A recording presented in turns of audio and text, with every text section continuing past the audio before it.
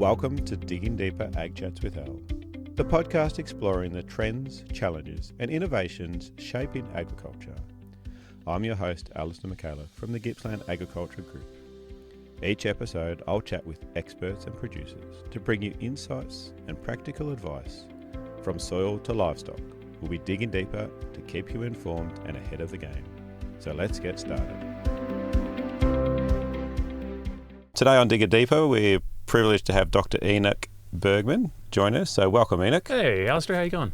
Very well. Thanks. It's been a big day for you. Early rise. Reasonably, yeah. Flew over here, pretty tired. Arms are sore. Arms are sore. And travelled all the way from Melbourne up to East Gippsland in Bairnsdale here. Brad brought me out. Yep. Jen's hubby. Very kind of him. Yep. No, he's not a fan of the city, so it's a big effort for him to go down there. Yeah. So. We both were a bit paranoid with all the cars zooming around. Yeah. All those people there, I don't know where they're going, but they're going somewhere fast. Yeah, never in a good mood either down there. Different breed of people. Yeah, it's the same everywhere.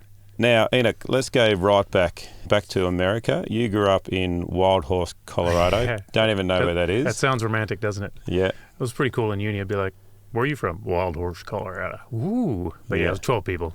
It's a great community full of great people, but the name's a little bit of a misnomer, really. It wasn't very wild, and the horses were long gone. Right, sounds like you're related to half of them too. Yeah, line breeding is an important aspect of genetic improvement. So Yeah. Some of us have done all right.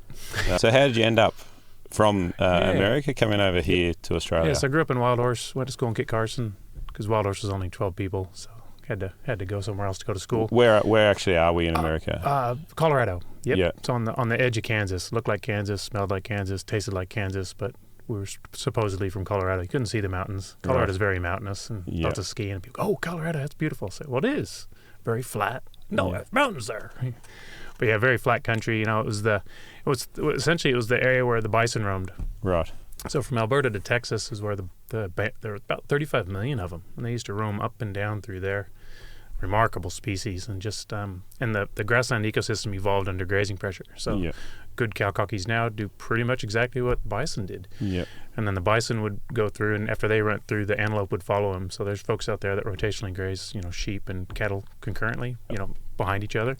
It's essentially the same thing. So no chicken in the mix over there? No dirty chickens, chicken free. Yeah, that's it. Not all about beef. And that's a lot where my ethos, I guess, is derived. I grew up, around people that like my family settled there in 1906. Most everyone, that's pretty much when all of us settled there, mostly from Norway and Sweden. My last name's Bergman, which is Swedish. And so all these people came out there just looking to get away from the East Coast and tried to do something. And the government gave them small parcels of land, about 160 acres. And it's about 20 to 30 acres to the cow out there. So you can imagine they thought, 160 acres. Olaf, that is lots of dirt. Yeah. They got there and went, oh, geez, we done fucked up. Yeah. And so that kind of coalesced and people moved into town. And WildHorse was about 3,000 people when it was the end of the railroad before they used to have a roundhouse and turn the trains What was back. there? Just a railway? Yeah, the railway coming through. So that was a big race, to see who could... Because when those companies put the railway in, the government gave them X amount of sections, which is 640 acres of land for every mile of track they laid, and that's why it was the big race. So you had coming from the Pacific, Union Pacific, and I'm not sure the actual railways, but they met in Utah. It was a big race, and whoever laid the most track got the most land. Yeah, right. And so they'd set up a town where the railway ended, and so all these little towns developed out in this area that was just flattered in hell and nothing but wind. So no trees. Like just the tallest built on the railway. Yeah, essentially the railway was the conduit for the colonization of the West and hooking up California and the rest of it. And that country out there, there's really nothing much taller than 6 inches. 6 inches. The only thing slowing the wind down was fences, and even those didn't come in till for a while. Yeah, so we all settled in there, and then the WildHorse burned down a couple times, and so it was a little old town. And then I went to school in Carson. There were 7 kids in my class, and everyone's like, "Enoch, you're good at school. You should be a vet." So, I went to uni, and then in U.S. you got to get an undergrad degree, and then you go to vet school. It takes about 8 years to get a vet degree in the U.S. because we're a bit slower. It's only 5 years here, not quite as bright in the U.S. So. But I got into vet school and graduated and started my own business. Obviously wildly successful because I ended up here a couple of years later. But I did a food animal medicine internship. I graduated and was doing feedlot medicine and sale yard work and just doing cattle work. So that was my goal. And then I was going to try to go back to WildHorse and get going. And I thought, I'll come to Australia for a year and check it out. So I sent my resume over, and a couple people got a hold of it. Got a job offer to work for feedlots over here on the East Coast, and got an offer from Esperance. And the guy just described the town as, you know, this magnificent beach oasis and about 35,000 cows. And I thought, well, yeah, that's okay. That'll be okay for a year. So flew pretty much straight to Esperance and got to preg testing cows straight away and trying to get to 1 million before I die. I'm right around 700,000 rectums so far. And right. Yeah, and closing in. Yeah, just landed there, and after a year they said, "Can you stick around?" I said, "Oh, never really wanted to work for anybody for a living, but if you let me buy in, I'll stay here till I'm dead." So they let me buy in, and then I met Jamie, and we got 4 kids. And I was going to say, you must have met a girl there somewhere. Yeah, as you do. And got a bunch of cows and got some dogs, and even got a goat. Can you keep it in? You know, I asked my fencing contractor, I said, well, what kind of fencing is best for a goat? He says, well, build the best one you think you can, take a bucket of water and throw it at the fence. If the water goes through it, so will the goat. Yeah, they go wherever they want. That's it. So you practiced in the States for a bit? Yeah, for a couple of years. Then I did a food animal medicine internship, so I went back to uni and taught vet students cattle medicine, which was great. That was awesome. That's a lot of my passion. Like, I've got a YouTube channel that's based on educating vet students, and just showing them kind of what I do, because they come down for a week or two at a time, but they might be there during preg testing season, or they might be there during calving season, or AI or bull testing, but they miss out on other bits. Yep. And so they were kind of pushing me to develop a channel, so started putting stuff on there, and how's that just going? went crazy. Yeah, good. It's nuts. Yeah, like all of a sudden I was making money. Shout out to, what's your channel called? Enoch the Wanker. Is it really? No. Enoch the Cow Vet. Yeah. Right. I was going to say, it'd be appropriate for some of the jobs you have on the farm. I even got a button. Yeah. From YouTube, which is pretty cool. There you go. My son thinks pretty rad. Yeah. Good one. Main differences then between the States and Australia, is there some significant differences? I remember when I first come into Esperance and I went down to the yacht club, because my partner in the business, he's a sailor, and I went to the bar and I said, can I get a Foster's? And she said, no, we don't sell Foster's. Oh man, I thought Australians drank Foster's. She goes, no. And the fellow next to me goes, get an emu bitter, mate. I went, yep. Can I have an emu bitter? And she says, stubby or tinny. And I went, I want the big can. Because have you ever seen the cans in America? No. In America, Australian beer comes in these freaking huge 1 liter cans. It's just ridiculous. Right. And they make us Australians think that all Australians drink out of these great big cans and ride bull buggies and... As in America, you think Foster's we comes drink... in these big 1 liter cans. Right. So I thought all the cans were that big. And so I was like, well, I want the big can. And she goes, stubby or tinny. And I was like, well, stubby sounds small. I guess I'll have the tinny. And she gave me this little tiny can, 330 mil. And I was like, where's the big can? And she goes, what are you talking about? Where is the big can? So that surprised me that you guys drink the same size cans as us. I always had in my mind that you drank big cans. But what was surprising to me was I was expecting what I'd seen on National Geographic and Crocodile Dundee, red dirt and bull buggies and stuff like that, and got down there and it's intensive agriculture. And you guys are doing some real cutting edge. Esperance, you guys are awesome here. Yeah. And Gippsland as well. But that Esperance community is a bunch of guys that worked hard in South Australia, barely survived, and then moved to Esperance and became, I think, some of the most innovative farmers in the world. And they're doing cutting edge cropping and a lot of really neat projects. And so I just stepped into this group of guys that were just hungry for more information. And but I was just so surprised, the rainfall and the stocking density compared to where I grew up. What is the rainfall in Esperance? I think 24 inches. Can we convert that to Australian language? Shit. I'm going to get this wrong. Maybe 350 mil or something. 24 times 24. I think that's on the money. Yeah. So 24 inches is, 24 times 24 is 625, isn't it? So 619 mil. So pretty much twice the rainfall that we get in WildHorse. Right. So 600 mils roughly in Esperance. It's actually similar rainfall as here. Yeah. But we never get 600. It's either 1,200 or none. So it averages to 600. People say, Australia's very dry. I say, plenty of rain. Just the distribution is shit out. Yeah, true. But the thing that surprised me a bit was I expected to come into a different culture, but what I found almost immediately is that country people are country people no matter where you go. Yeah. And they're identical. They just dress different. Yeah.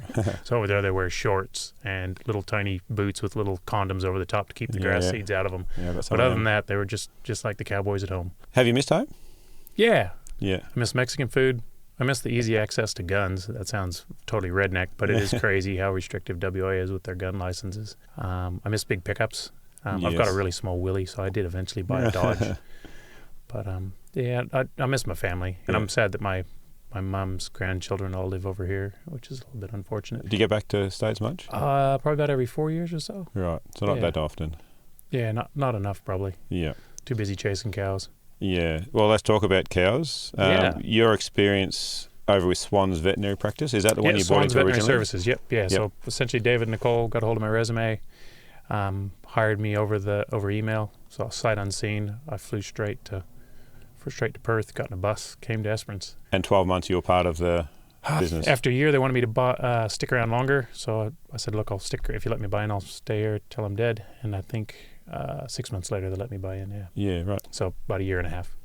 Yep. So what is your most rewarding part of working in a practice over there like that? I just love working with cattle people.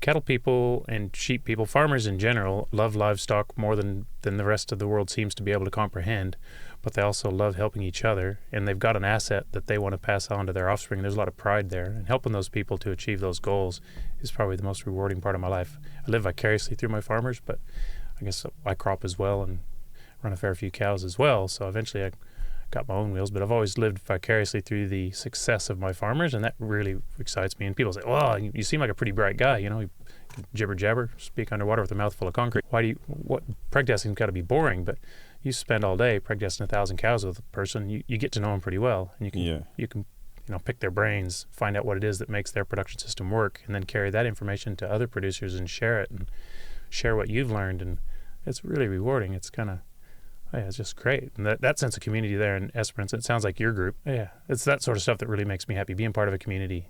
And you would see these clients year in, year out too, so you would have built up a bit of relationship with them? Oh, yeah, the same people every year. Yeah. We're the only vet for 4.5 hours in any direction. Yeah, right. And then I travel all over the state because there's just not that many cattle vets out in the bush in Western Australia. It's just the cattle population there is only 2 million head distributed over a pretty frickin' big state. 1 million in the south, 1 million in the north, roughly. You've got to get your plane license. Yeah. I'm pretty bad at driving a car. I'm more worried about I'd be with a plane. Yeah, less planes up in the sky. You'll be right. I think I've rolled 2 utes and hit a tree a third time. Yeah. So really? Trying to get better about it. See. Now, one thing that you have been looking into once you've been over here is BVDV, which is more commonly known here as pestivirus. Yep. Bovine. Tell us, why is there such an issue, and what got you sort of hooked into this? Well, I'll give you the background with me on it. Really interesting disease in uni. It's the method of the epidemiology of BVD is really fascinating, and so it's quite obvious once you kind of get to know it that it has coexisted with cattle for a really long time. It's what you call host adapted, like the bees and flowers, except that BVD is a pain in the ass rather than something that's going to help you propagate. So the way BVD works is if a carrier, which is a persistently infected animal, meets an animal that's never seen BVD before, that animal will get sick, and it will get over it, and its immune system will be compromised for up to a couple of months. And then it'll get over it. So if it gets a concurrent disease exposure, like at a feedlot, it could be BRD. If it's a calf, it could be pink eye, it could be scours, et cetera, et cetera. It'll exacerbate the other syndrome from that exposure. But the other thing that it does is causes reproductive effects. So if an animal gets exposed prior to joining, it replicates in the ovaries and can cause ovarian dysfunction, so production of a good follicle, maintenance of a good CL, corpus luteum, to maintain the pregnancy. So it can interfere with pregnancy rate or conception rates. If they get exposed in the first 30 days or so, it usually causes early embryonic death, so the embryo will just resorb and go away. So like, for instance, if you introduced a PI bull, a carrier bull, to a group of naive heifers, what it would probably do is inseminate them, they'd fall pregnant, and then they would contract BVD, lose that one, cycle back, now they're immune. And so it would just disrupt the calving pattern, which comes at a cost, which we'll talk about a lot in my talks, or I talk about a lot in my talks. If it's between, and there's a really crazy part, if it's between day 30 and about 120, if the virus crosses the placenta, so cows are really unique in that the calf is hiding from the mother's immune system throughout its entire pregnancy. So cow's placenta has got like the oxygen and the nutrients are transferred across, but the mother's antibodies don't mix. The blood of the mother and the calf don't mix, unlike us as humans. Right. So we're born with our mother's immunity. Calves and lambs, they don't have any immunity when they're born because they're isolated from their own mother's immune system. So if BVD can cross that placenta, it'll get in there in that little calf, and the mother's immune system can't do anything about it. And if it happens between 1 to 4 months, at around 4 months, the calf goes through this self-recognition phase where it essentially the thymus, which is up on the neck of the calf, sorts out every cell in the calf's body and catalogs it as self. Yep. And so it says, that's my kidney, that's my spleen, et cetera, et cetera. So if I give my kidney to that calf, it's going to attack it because and that's why you give steroids to when you do a transplant. And that happens with us. Yeah. It will accept pesty as part of yes, who it is. Exactly. So the virus is there, it goes past the thymus, and the thymus goes, yep, that's cool, and it doesn't do anything about it. So then the virus just keeps replicating, and the viral load of these animals is astro-freakonomical. Like, it is crazy. So is that when you see the real clinical signs in a young calf? You'll get there in a second. So then, going back in the progression of the disease, there's also a window of 3.5 to 5 months when you get congenital defects, and they're pretty interesting. So you get calves with no cerebellum, so they're kind of all wobbly. They can't seem to figure out how to walk properly. You get calves that are blind or have small eyes, calves with a short bottom jaw, brachyignathism, arthrogryposis, which is like crooked little legs that are all contracted. There's this suite of congenital defects that calves can have. You don't see them that often. If they get exposed after that 4-month window, they could have these congenital defects and not be a PI. If they get exposed between 3.5 and 4, they're a PI with those congenital defects. And if they get exposed after about 5 months, if they don't abort, the calf will be born apparently normal. Right. It appears normal. So then these calves are born, and a lot of those persistently infected calves, they'll wobble, and then abort throughout the gestation, or they'll be born and only live for a couple of days or a week, but some of them will live for quite some time and look 100% normal.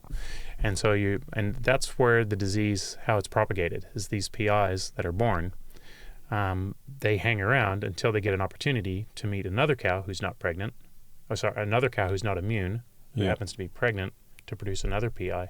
And so it's a very smart way to keep the disease circulating. Going.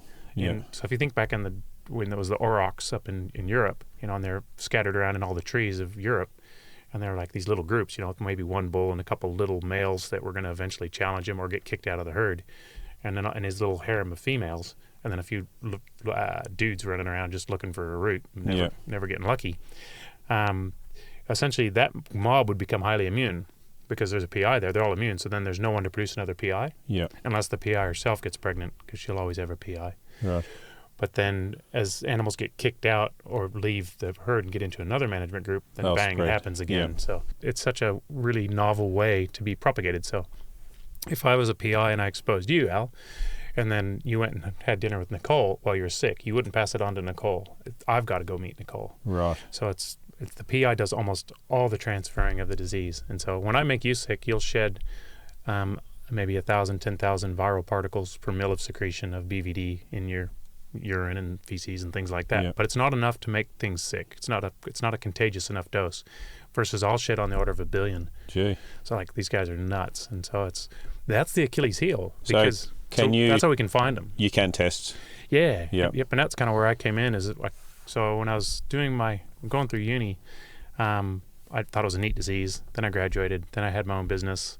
And then an intern at Colorado State University was from Australia. And one of her family members was unwell, so she pulled the pin. And my roommate from college, from uni at vet school, was doing an internship. And he rang me up and said, "Hey, Enoch, what are you doing?" And the feedlot I was working for had gone bankrupt because they had a bad vet advice, I think. Yeah. And he said, "Do you want to do an internship?" So I went ahead and did one, but I had to do a project. And so I was doing some stuff on fetal challenge vaccine trials where they vaccinate some naive animals. Then we would challenge them with BVD. Then we were doing cesareans on these little fetuses. Yeah. And so I kind of got to understand BVD really well. Then I moved to Australia and went out to a property, and I had a vet student with me, a first vet student that I had as a vet in Australia that came and just did prac with us. And a client had lost a cow, and I said, "Well, I'll do a postmortem if you'd like." And he said, "Oh, not if you're going to charge me." And I said, "No, I like doing them, and it's good for the student. I'll just do it for free." So I opened it up, and the calf had all those congenital defects I was just talking about. And I was like, "Oh, man, this thing's probably a PI." And he goes, "What?" I said, "BVD." And he goes, "What?" I was like, maybe this guy's, maybe just doesn't know a lot. So I went back to the clinic and said, "Hey, so-and-so's got BVD. We need to get him on a vaccination program." And Swanee said, "We don't have any vaccines in Australia." And I went, "Really?" Because when I left America, we had 160 licensed BVD vaccines. Really? And everybody vaccinated, for BVD. BVD, IBR, BRSV, PI3, They all get done at calf marking or branding. They all get done at weaning. Feedlots pay premiums for calves that are vaccinated. Everyone's well aware of BVD and those other pathogens, and those vaccines are cheap and they're widely available, maybe almost too much. But in Australia, there weren't any vaccines up until shortly before I got here. So CSL had developed a vaccine, and then Pfizer had bought CSL, but hadn't really marketed the PestiGuard vaccine. It was designed for the feedlot to prevent BRD in the feedlot. And CSL had taken it on, but hadn't done any marketing of their products yet. All they knew is that none of the PestiGuard was selling except in Esperance and in Roma, Queensland. So they rang me and they're like, "Hey, what are you doing?" Was that because you were using it? Yeah, I was trying to prevent I was trying to clean up the property where I'd found it. So then they contacted me and said, "Would you be interested in doing some trial work?" I was like, "Heck yeah, that'd be awesome." So they sent me a bunch of vaccine. And they asked me about the feedlot that I was going to use it in. I said, "Well, I want to use it to try to prevent reproductive loss in females." Yeah. So I called up, and I'd done a serological survey before. I'd surveyed 150 properties around Esperance for BVD immunity. So essentially, I went around to properties when I was preg testing and said, "Hey, look, I'm doing a serological survey for BVD. It won't cost you anything. I've got the ag departments helping me out with it. We'll just bleed 6 animals. And what we're going to ask them is, have you ever met a PI? Did you have any antibodies to BVD?" We also looked for lepto, neospora, and bovine herpes virus, and swabbed for Vibrio. And so people are like, "Oh, heck yeah, sure, free testing, why not?" Yeah. And so we found out that 75% of the properties in Esperance had exposure, which is very similar to the stuff done by St. George here in Australia back in the 60s. So 90% of Australian farms had evidence of exposure to BVD. So it's endemic. And the reason it's endemic is because no one is really doing anything about it. They're just living with it. And so there was a fair bit of complacency, and it had gotten to a stage where it had gotten even worse than complacency. It was almost like amnesia. No one even knew what the disease was much anymore. So I got a hold of Pfizer. They gave me some vaccine. So we ran a vaccine trial. And what we did is we just randomized the ear tags, and I vaccinated some, and I didn't vaccinate the others, and then we let them get joined on different properties. And then at preg test, we tracked the results, and it was pretty cool. On 6 out of 8 properties, we saw an improvement, and the average... the entire data set, it was a 16% improvement in conception rates. So we monstered it. Massive. You go, whoa! But like I say to guys, look, if you're getting 90% on your heifers and you vaccinate, you're not going to get 106%.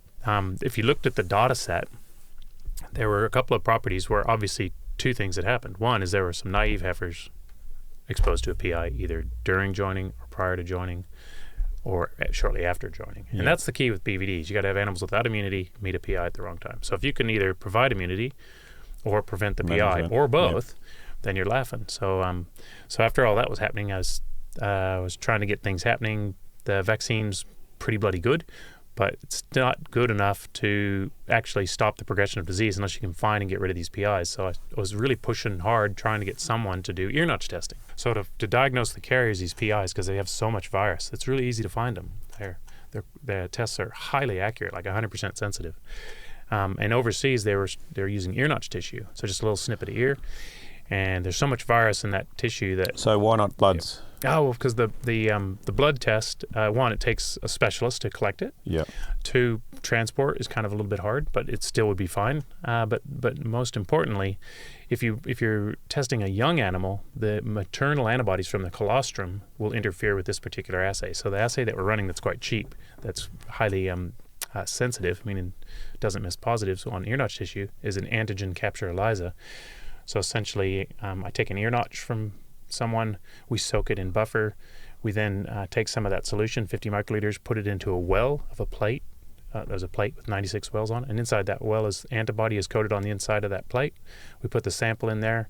We put another conjugate antibody on that. And what will happen is the antibody in the plate, the antigen, the virus, PI, the BVD virus, ER and S region will stick to that antibody. Yeah. Then the conjugate antibody will stick to that, and then we put a TMB solution in there that sticks to that, and then we put a solution in to stop it, and we read the color change. And the test is 100% sensitive, 99.6% specific, which is really good as far as assays go, because these PIs have so much bloody virus. But the main reason, the maternal antibody interference was a big issue, but the main reason is I wanted to make it to where the farmer could just work with me as a veterinarian. I'd be like, here's your kit, here's your vials, take some ear notches, give them back to me, and I'll test them. Oh, so the farmers were actually doing the tests. Yeah. So we set up the first lab in the Southern Hemisphere in the spare bedroom of my house because I couldn't get anybody else to do it. So I just bought the gear from the U.S. with a bit of help from a veterinarian I met over there at a conference I was speaking at. And we just bang, on the picnic table in the spare room of my house is how it got started. And we've tested, I think, 700,000 animals now. And that's how I kind of got to know most of the vets, like Allison here, to know her through that. And ended up president of the Australian Cattle Vets, and just traveling around talking to people about BVD, and just in the research that came out of that. And in the process of trying to figure out how can we best utilize these tools. So we got a whole bunch of tools, right, in our box. We got a vaccine. We got antibody tests for immunity. We've got antigen tests for the ear notches to find out their PIs. In the dairies, we've got bulk milk testing. We've got all these tools and how to best put them together to work for the producers. So developed some guidelines within the Australian Cattle Vets for the management of BVD and beef and dairy. And I'll touch on it a bit in my talks. But that's kind of that's a lot of what I do is talking to vets and producers about how to manage BVD systematically at their own herd level so that they can embark on herd level eradication. And then, but the key to BVD is it's not a once-off. You don't just do something and then walk away. It's a systematic strategy, which is based on screening your heifers prior to joining. If they're immune, they've met a PI. Ear notch them. Find the PI, get rid of it. They're now immune and PI free. They can move forward. If conversely they're antibody negative, we're on a win. They've never met a PI. Let's vaccinate them to protect them. And if we keep doing that annually, every year, on a new group of heifers, we're going to get rid of all the adult PIs in the system. Yeah. And we're also removing that risk of a PI being introduced to another management group.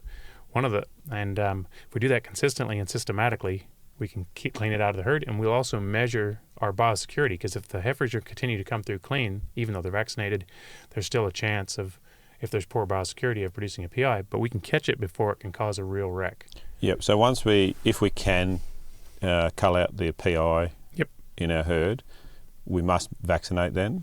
Oh, it's my advice, yeah.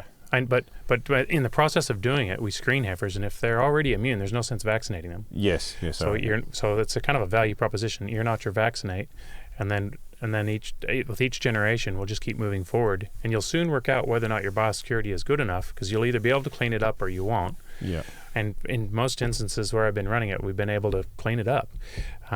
There's countries in Europe, about half of them now have eradicated BVD strictly by ear notching, no vaccination, just ear notch away. But they go hard, really hard. And those herds that are free, is there a bigger risk? So you keep vaccinating? Yep. So the where the wrecks tend to happen is where someone gets complacent and they stop worrying about it. So even if you have BVD and you just kind of ignore it, you think, well, I've got it, I don't need to worry about it. Eventually what happens is immunity within the herd gets to a level where the number of PIs produced is reduced. So you get management groups that start to crop up that are seronegative, that have no immunity, but you're unaware of it. And so that's what I'm trying to get producers to do. And even in some talks I say, hey, even if you want to leave the PIs in, just please screen your heifers every year to prove to yourself that your ability to predict whether or not they're immune or not is flawed. Yeah. So the strategy that I'm trying to get guys to do is to screen those heifers and then ensure that each new generation of females is PI free and has some form of immunity. If we do that, we're pretty safe. And then if we continue to screen them as they're coming through, if we're staying clean, then we know our biosecurity is good, and then potentially you could start to back out of vaccinating some older parities. But at the front end, what I want to do is clean it up. And then if we get enough people to kind of come together, I believe we can control it in the southern part of Australia if we all kind of work together to try to push this out. So there's one of my good clients in the early days who's quite high profile. He had 335 heifers that they boxed them with the first calvers. Now the backstory is those first calvers, because of the tight season, after preg test. So those first calvers had a PI in them. And when in that group of first calvers, when they were heifers, they were all immune when they went to the bull, or to the AI program and then the bull, and then they were all out here calving. So there was one PI and her calf in there. The next group of heifers that came through, and these guys knew they had BVD, but they assumed it was relatively self-limiting. This group of heifers came along, and they were all naive because they'd come from every other management group on the farm other than the previous year's heifers. So they came from the third and fourth and fifth calvers, et cetera, et cetera. But their PIs had all died out. The cows were all immune, but the calves were born without exposure to PI. So this group of heifers here, there were 335 of them, and this group here had the calves at foot. After preg test, they got boxed. Yeah. And so out of those 335, 50 of them aborted. Right. And then by the time they calf marked, another 50 had died, just ill thrifty, not doing very well. And out of the 240 calves left alive, 120 were PIs. Right. So that's horrible, isn't it? Yeah. And so you go, wow, geez, how can we prevent that? Well, you need a systematic strategy. And so if we could have gone back to the year before the wreck, if we'd have screened those heifers, the first calvers that caused the problem, we would have said they're all immune. Yeah. Let's ear notch those girls. And we would have found the PI that caused the wreck, and she would have been gone. Pulled her out. And then they would have gone through immune and PI free, and everything would have been sweet. The next group of heifers that came along would have been all antibody negative, and we would have said, don't go boxing these with other management groups, but maybe you should consider vaccinating them. Yeah. And if they had gotten boxed, then inadvertently, and if there was still a PI in that group above it, it would have been a much less significant risk. After vaccines. Yeah. So, and that's kind of, and I've got our guidelines up on our website at Swans Vet, and people are welcome to give me a call. A lot of veterinarians out there promote these strategies or variations thereof. There are vets out there that still go back to before we had vaccines. They'd say, well, go find a PI and stick it in with your heifers. Yeah. It still has an impact on them. It still causes immune suppression. Some stuff out of Canada, Cheryl Waldner, in Alberta, in paddocks where the PI or not a single PI or with no PI, their calves are 14 kilos lighter at weaning. Right. So BVD causes a negative impact regardless of when you get exposed. It's the severity of it. It's more severe if it's during early pregnancy. I have come across a few producers in Gippsland that will say we like to leave a pesty calf in. Well, my advice to those guys is, obviously, one is make sure it is. I don't advocate at all, but make sure that what you're using is actually a PI. Then check the animals to make sure you had seroconversion, and then just be really careful with that PI too, because it's not just a risk to you, it's a risk to your neighbors. And if you look at the first country to eradicate it, which was Norway, and when Norway got all done, and they had a powerful data set, it took them 12 years to eradicate it. Their motivation to eradicate it was welfare, because the PIs tend to die badly, and that's where mucosal disease comes from. So PIs, persistently infected animals, will be ill thrifty their whole life because they're wasting energy letting the virus reproduce. But for some reason, BVD sometimes will go through a single point source mutation, which makes it cytopathic, meaning it kills cells. And if an animal goes cytopathic, they will waste away and die quite rapidly. Within about a 10-day window, they'll just fall apart. Ulcers in their nose, mouth, tongue, down the esophagus, really painful, really unhappy animals. And if you've got, say, 10 PIs living together and one of them goes mucosal, they'll often shed that new cytopathic variant and kill all of his friends. Get the other ones. So trying to keep a little nucleus herd together of PIs so you can use them for auto-vaccination. Eventually what happens is they all get sick. Yeah. But it's not a very kind thing to do. No, we'll make it clear we're not advocating for that at all. There's plenty of other practices we can do to... Well, I reckon if we all kind of just take on the challenge, like, the Yanks scared the hell out of us, because we thought we were going to lose market access with TB and brucellosis. The Yanks couldn't get rid of either. What did Australia do? We got in there and we got it done. And I think if agricultural areas would work together and say, well, let's just get BVD the hell out of here, we can all enjoy the benefits of it. And it's not like if you're clean that it's going to, you get an over-the-fence exposure and it's going to roar through like a Theileria outbreak. It's not propagated that way. In order to be propagated, a PI has to be born and has to be consistently around those manager groups. So if you're checking what's coming onto your property, even if you do get an over-the-fence exposure, a PI is going to be born in a group, but that group is going to be either freshly calved or heavily pregnant, which point that PI is not really going to cause too much trouble. And within that management group, it's going to mix around and there'll be a fair bit of immunity before the bulls go back out again. But we just got to keep that PI from never staying in the herd. And that's where we screen our heifers prior to joining. And then we go, aha, a PI is snuck in, we ear notch, we find her, we kill her. Sorry, cull her. We don't want to say kill. That's a nasty word. That's the truth, I guess.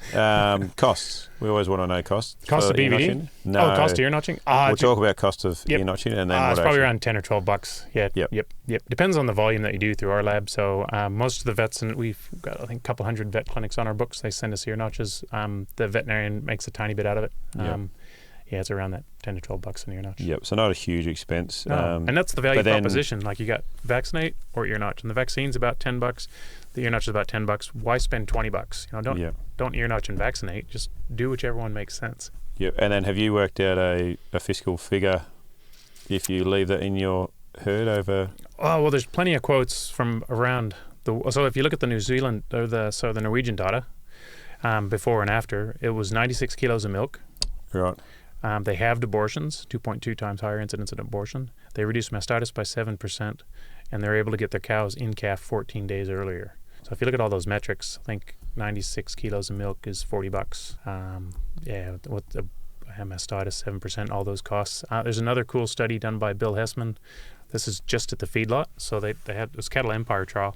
They had 22,000 head going into a feedlot, and they ear-notched everything on arrival. Then they went back the very next day and removed the PIs from 2/3 of the feedlot. And then they compared all the data on these 22,000 heads, a big study, pens with a PI, pens without a PI, pens that exposed over the fence to the pen with a PI, pens where they removed the PI, and pens next to a pen where they removed the PI. And the difference between a pen with no exposure within the pen or over the fence compared to the pens with a PI or adjacent to a PI was $67.49 per fed animal at closeout. That's a whole pen. 86 PIs caused 880 grand's worth of cost. $67.49 per fed animal. Yep. Well, there's your margin. That's nuts. Yeah, that is just insane. Yeah. And so his lab tests about 2 million ear notches a year because he's right there in this feedlotting area in Kansas, and he and other feedlot consultants, bring the ear notches, test them, get the PIs out because it pencils out for the lot feeder. They don't want to feed them because one, they die. About half of them die, and about half of the other half get realized, which in the U.S. means you can tell they're sick. You've treated them, but they're not getting better. You let them clear on drugs, so get over their withhold, and then you just out them, for dog tucker. So about a quarter of them make it to the rail is with their pen. Feedlots in Australia paying a premium for? No, not yet. No. We did do a test. Went to Killara, Tony Batterham and I. Yeah. Which is New South, just up over the hill there. And so we tried to mimic Hessman's study. That was Bill Hessman who helped me set up my lab back in the day. So we had 10 pens. We filled them up with PIs. We found 4 PIs, which was pretty groovy because one pen had 3 PIs, one pen had 1. Yeah. And there were 4 pens with over the fence exposure, and there were 4 pens with no exposure. And essentially it came down to if you were exposed to a PI either in the pen or over the fence, that was twice the morbidity. Right. That was about the only thing we got out of it. So for BRD. Yeah. Yeah. And this goes back to yard weaning too, which I want to catch up with you about a bit because I'm pretty passionate about yard weaning. Every farm in Australia, except for very small farms, is essentially a whole bunch of farms together. Each management group is essentially its own little subunit. And we know the calves that are the weakest immunologically, and that's the ones out of the heifers because the mothers haven't seen a lot of things. So they don't have as much colostrum and it's not as much patched around. And when we wean those calves and we push them together in a low-stress environment, what we're doing is we're preparing them immunologically for the feedlot. Versus if you chuck them together, and let's say the heifers have a PI in it and these others don't, and maybe there's some IBR, and maybe there's some BRSV, and maybe there's some pink eye, maybe there's some ringworm. You take all this stuff and smoosh them together and then throw them on a truck and then send them to a sale yard where they get run through the yards, et cetera, a bit more stressed. Then they go to the feedlot.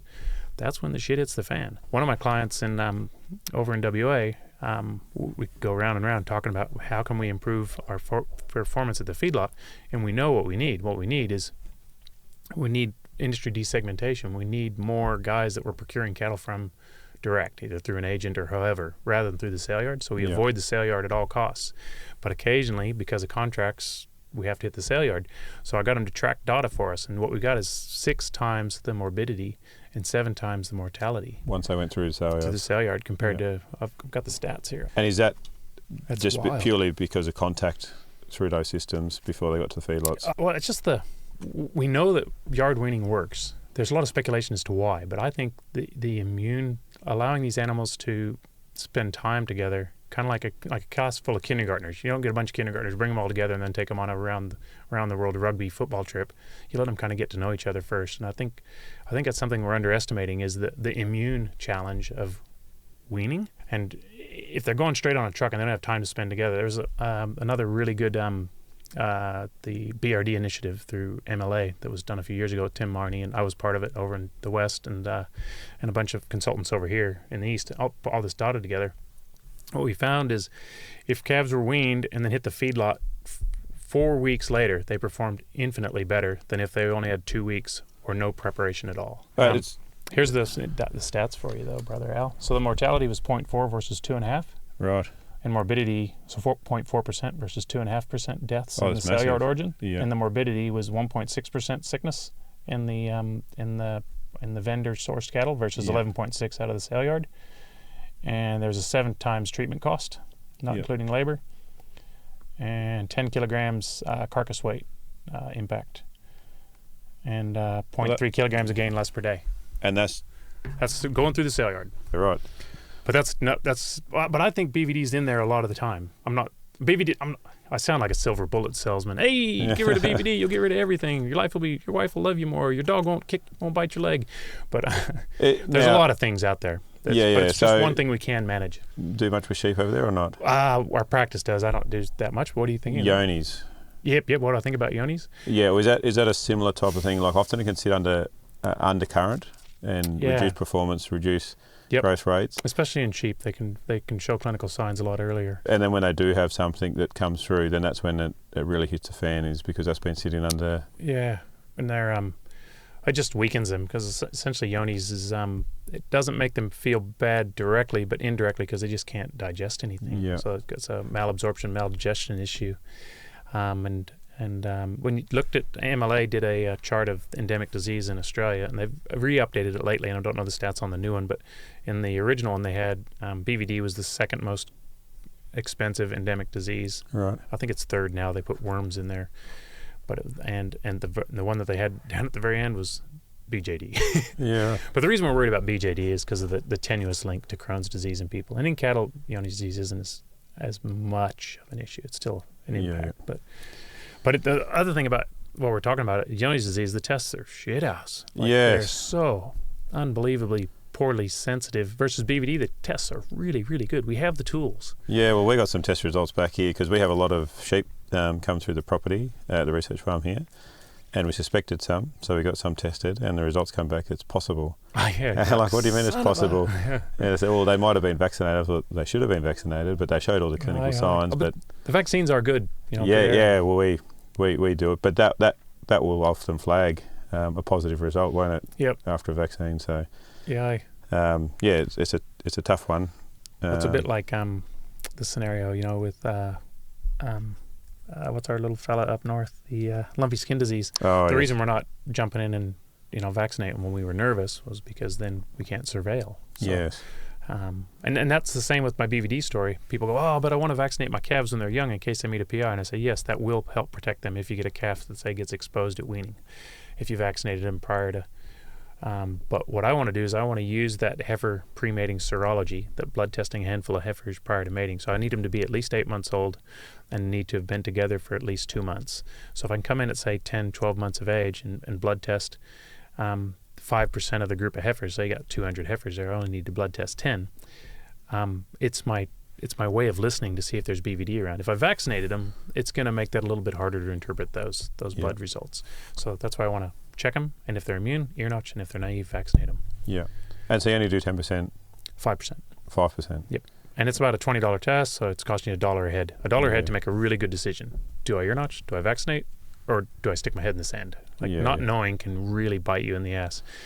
I remember talking to somebody about them New Zealand. There's some New Zealand data out there where they went and looked back in their records and found a bunch of properties that had exposure to lepto, BVD, or neospora, and then they surveyed them to see what their pregnancy rates were, and they found that the ones that were seropositive to lepto versus not was no difference. Yeah, it's a disease we need to manage because it's a zoonotic, and you don't want to get lepto pulling a calf.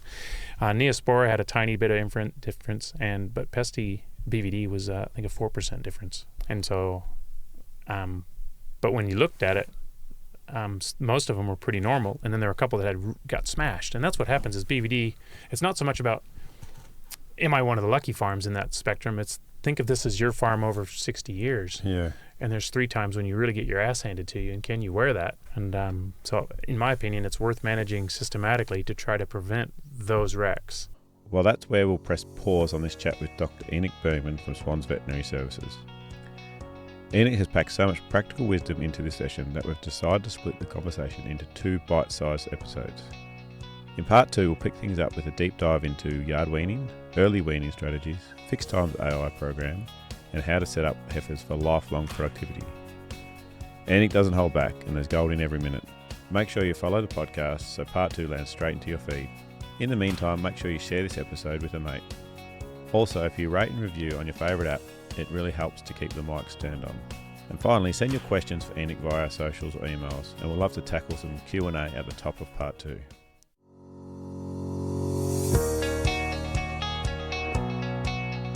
big thank you for tuning in today. And remember, if you have a question about today's episode or a topic you'd like us to cover, reach out to one of our many platforms and join the conversation. We're here because of your passion and commitment to agriculture. Together, we can build a stronger farming future. This podcast is made possible by the Future Drought Fund Regional Drought Resilience Planning Program, co-funded by the Victorian and Australian governments.